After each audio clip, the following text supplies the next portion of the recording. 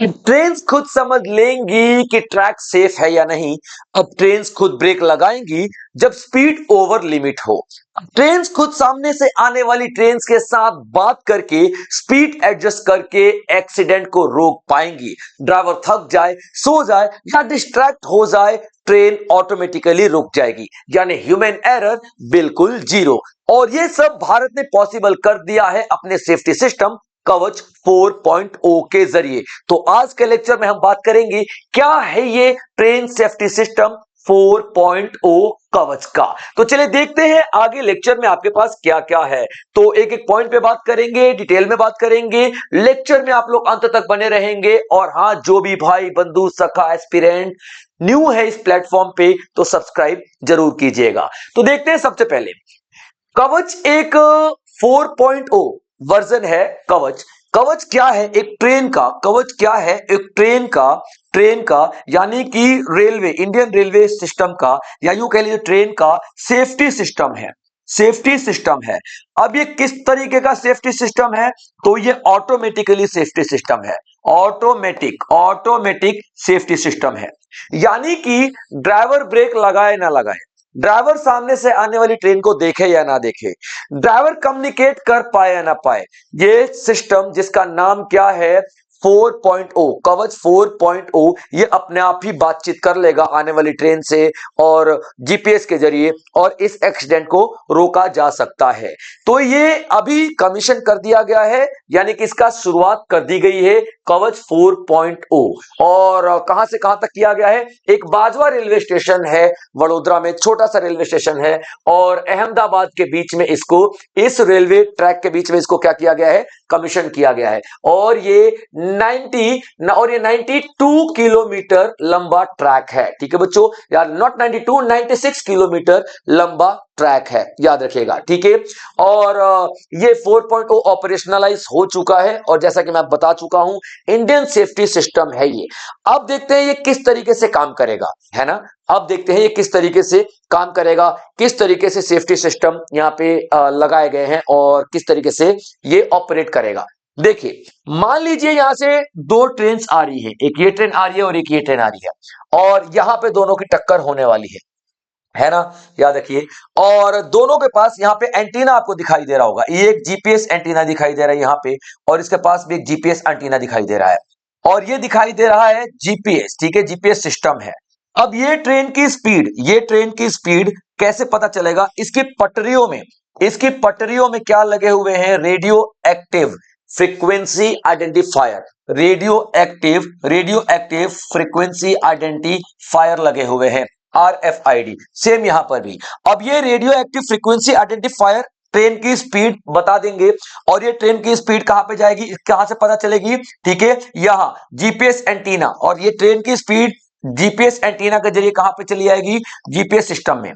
ठीक, यहां पर भी वही होगा, इस ट्रेन की स्पीड को जीपीएस सिस्टम के जरिए कहां पे पहुंचाया जाएगा? जीपीएस के पास पहुंचाया जाएगा, जीपीएस सिस्टम के पास पहुंचाया जाएगा। क्लियर पॉइंट, यहां पे जीपीएस सिस्टम के पास पहुंचाया जाएगा, ये बात आप याद रखना। क्लियर पॉइंट, यानी दोनों की दोनों ट्रेन का स्पीड कहां पहुंच गया? वहां।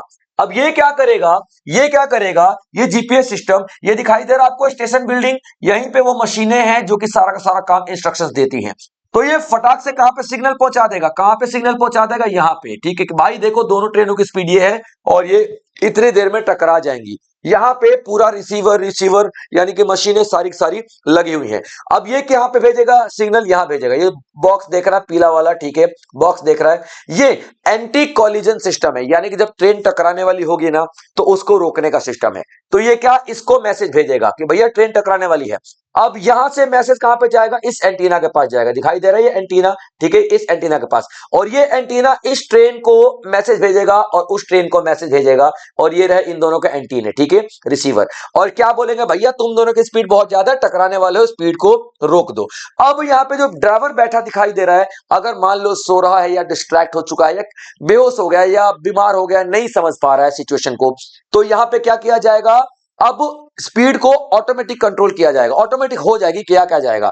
तो यहां पे आप देखना, ये जो दिखाई दे रहा है इसके नीचे एक पीला वाला बॉक्स दिखाई दे रहा है, ठीक है, और ये दिखाई दे रहा है टीसीएएस, ठीक है। यहां पे एक सिस्टम है और ये सिस्टम क्या करेगा, इस ट्रेन की स्पीड को ऑटोमेटिकली कम कर देगा और ये ट्रेन धीरे धीरे जाके इतनी स्पीड कम हो जाएगी कि आगे जाके जब रुक जाएंगी और दोनों का जो कॉलिजन होने से बच जाएगा, दोनों का टकराव होने से बच जाएगा।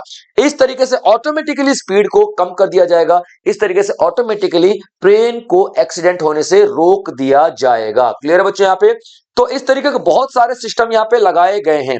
अच्छा, ये तो पास की बात है, चलिए आगे और बताते हैं इसमें और क्या क्या लगाए गए हैं, आपको समझ में आएगा। देखिएगा बच्चों, जो मैंने आपको बताया 96 किलोमीटर का जो ट्रैक है उस पर पहली बार ये पूरा सिस्टम लगाया गया है।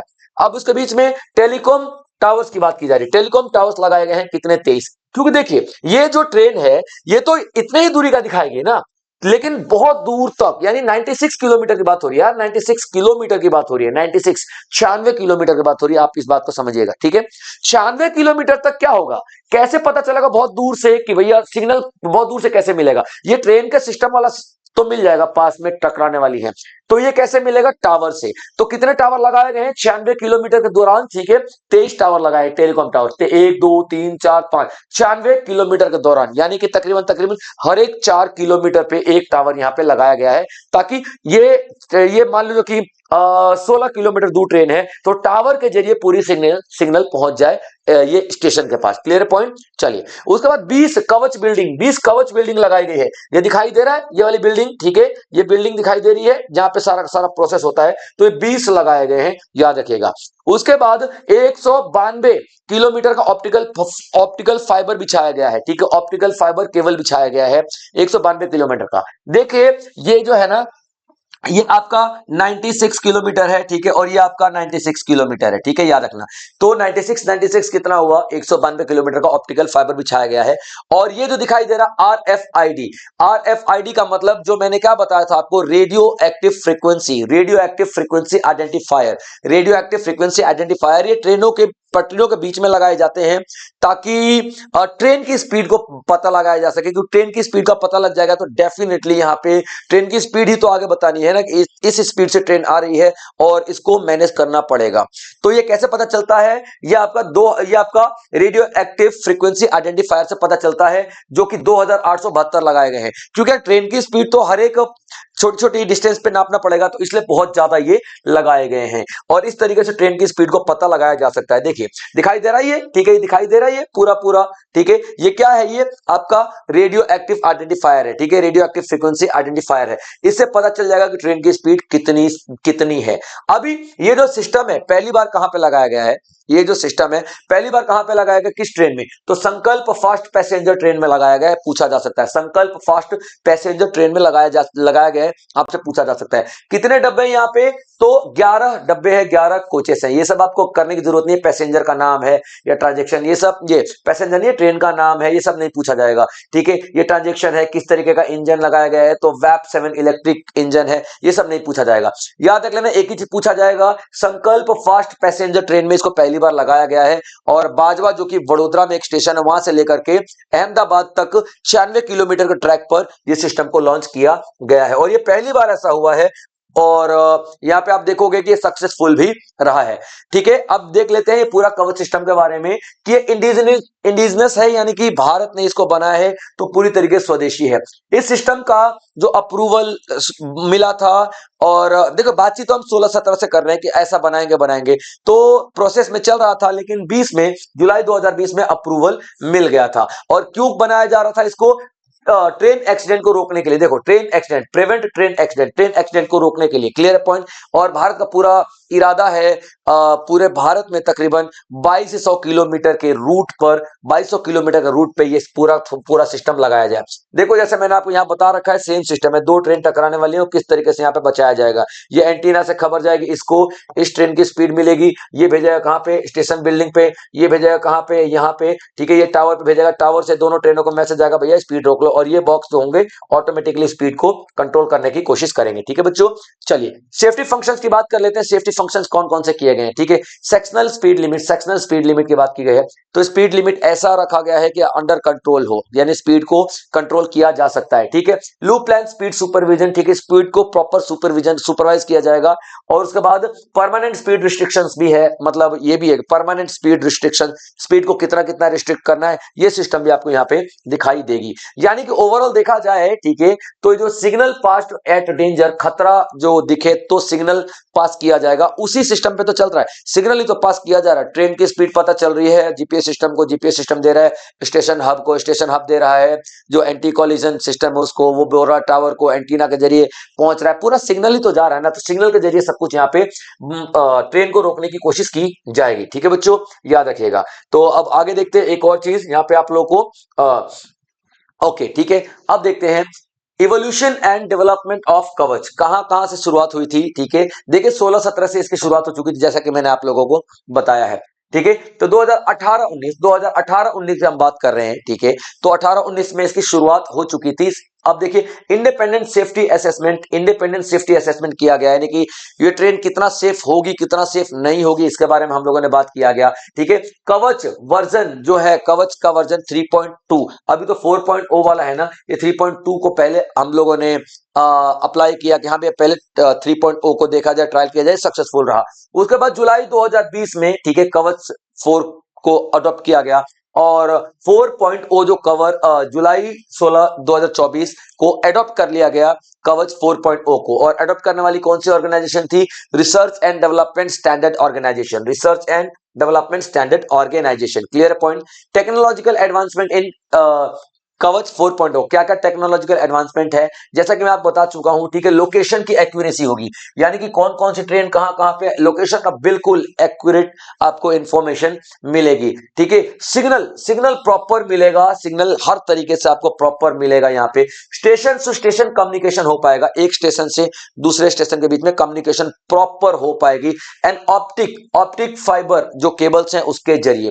उसके बाद direct interaction will be with electronic interlocking system, ठीक है। जो सिस्टम जो है ना उसके थ्रू डायरेक्ट यहां पे बात की जाएगी, ठीक है। दिखाई दे रहा है इंटरलॉकिंग सिस्टम यहां पे, ठीक है। ये पूरा डायरेक्ट होगा, ऑटोमेटिक होगा, इसमें किसी भी ऐसा मैनुअल या किसी इंसान के यहां पे कोई रोल नहीं है, सब कुछ डायरेक्ट होता चला जाएगा। इस तरीके से ये जो पूरा सिस्टम है हमारी ट्रेन को एक्सीडेंट से बचाएगा। फंडिंग की बात कर लेते हैं, तो दो तरीके की फंडिंग है, एक तो जो ट्रेन का जो डब्बा है जिसमें सिस्टम लगाया गया है वो, और एक ट्रैक का जो सिस्टम है। तो जो ट्रैक साइड वाला जो कॉस्ट है, जो आपको उसपे 50 लाख रुपए खर्च किए जा रहे हैं पर किलोमीटर पे, हर एक किलोमीटर पे, यानी कि ये इसमें 96 किलोमीटर है, तो 48 करोड़ रुपए यहाँ पे खर्च किए जा रहे हैं, ठीक है। और डब्बे की बात करें जहां पे सिस्टम लगाया गया है, तो 80 लाख पर लोकोमोटिव का मतलब जो इंजन है उसकी मैं बात कर रहा हूं, जहां पे पूरा पूरा सिस्टम लगाया गया है, ठीक है। और अभी तक 1547 करोड़ रुपए खर्च किए जा चुके हैं, और 24-25 के लिए कितना पास किया गया था बजट? 1112.57 करोड़ का अलोकेशन बजट का किया गया था, ठीक है बच्चों। तो इस सारा का सारा पैसा खर्च किया गया ताकि हमारे रेलवे सिस्टम को बहुत ही ज्यादा इफेक्टिव, बहुत ही ज्यादा मजबूत बनाया जा सके, ठीक है बच्चों। तो ये था हमारा आज का टॉपिक। आई होप आप लोगों ने एंजॉय किया होगा और आप लोगों ने छोटे छोटे नोट्स भी बनाए होंगे। इसी तरीके से आज का टॉपिक मैं खत्म करता हूं बच्चों, और मिलेंगे आगे और भी बेहतरीन टॉपिक्स के साथ। तब तक आप लोग अपना ध्यान रखेंगे बच्चों। जय हिंद।